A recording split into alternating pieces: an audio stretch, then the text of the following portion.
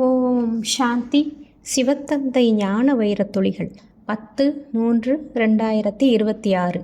இனிமையான குழந்தைகளே, அனைத்திலும் பெரிய வியாதி தேக அபிமானமாகும். இதனால்தான் வீழ்ச்சி ஏற்பட்டது. ஆகையினால் இப்பொழுது ஆத்ம அபிமானியாகுங்கள். எப்பொழுது யோக பலத்தின் மூலம் கர்ம சுமையின் மீது வெற்றி அடைவீர்களோ அப்போது கர்மாதீத்த நிலை ஆகும். முழுமையாக ஆத்ம அபிமானிகளாக ஆவீர்கள். இந்த தேக அபிமானம் என்னும் வியாதிதான் அனைத்திலும் பெரியதாகும். இதன் மூலம் உலகம் தூய்மையற்றதாக ஆனது. ஆத்ம அபிமானியாக ஆனீர்கள் என்றால் அந்த குஷி, அந்த போதை இருக்கும். நடத்தையும் முன்போலவே மாறுதல் அடையும். நீங்கள் அனைத்து குணங்களும் நிரம்பியவர்களாக இருந்தீர்கள். 16 கலைகள் முழுமையானவர்களாக இருந்தீர்கள். நீங்கள் உலகத்திற்கு எஜமானர்களாக இருந்தீர்கள். வைரத்திற்கு ஒப்பான நிலையிலிருந்து சோழியைப் போல எப்படி ஆனீர்கள்? இப்பொழுது அந்த குணங்கள் இல்லை. சத்தியுகத்தில் நீங்கள் ஆத்ம அபிமானிகளாக இருந்தீர்கள். அதிக சுகமடையவர்களாக இருந்தீர்கள். நாம் எப்படி தர்மம் கீழானதாகவும் கர்மம் கீழானதாகவும் ஆனோம்? நீங்கள் தேக அபிமானிகளாக ஆனீர்கள். எனவே உங்களது நிலை இப்படி ஆகிவிட்டது என்று பாபா புரிய வைக்கிறார். எப்படி வீழ்ச்சி ஏற்பட்டது? ஒரு பைசாவிற்கு பயனற்ற நிலை அடைந்திருக்கும் முக்கிய காரணம் தேக அபிமானம்.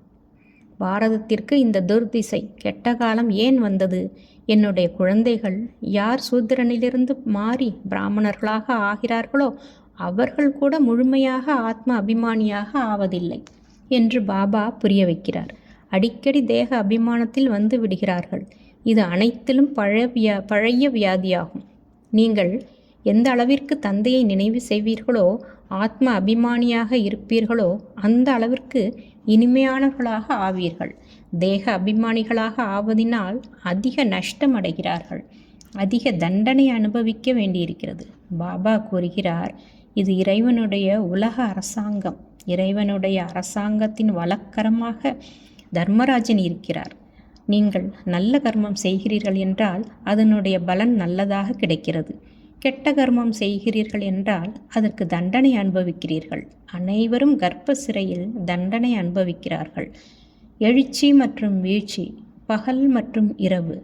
ஞான சூரியன் எழுந்தால் அஞ்ஞான இருள் அழியும். அனைத்திலும் அதிகமான அஞ்ஞானம் தேக அபிமானமாகும். தேக அபிமானம் முழுவதுமாக நீங்கவில்லை. தேக அபிமானத்தின் காரணத்தால் சிலரிடத்தில் கோபத்தின் அம்சம் இருக்கிறது. சிலரிடத்தில் மோகத்தின் அம்சம் இருக்கிறது. ஏதாவது ஒன்று இருக்கிறது. நடத்தை மாற வேண்டும் அல்லவா? மிக மிக இனிமையானவர்களாக ஆக வேண்டும். நல்லது. மன்மனாபவ.